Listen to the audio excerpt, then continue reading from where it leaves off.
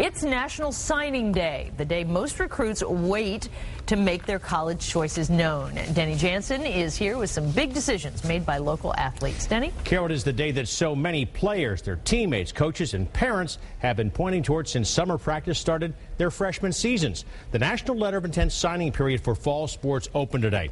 That, by and large, encompasses any number of sports and student athletes. The GMC's 7th annual mass signing experience, though, involved 22 seniors who will play football at the next level at schools ranging from Alabama to Notre Dame to Northwestern to Wisconsin, just to name a few. The culmination of hours of dedicated sweat and study. To honor our seniors on this very special day for them, it's a day that they worked very hard for. It's the beginning of it. It's the end of one journey, the beginning of another.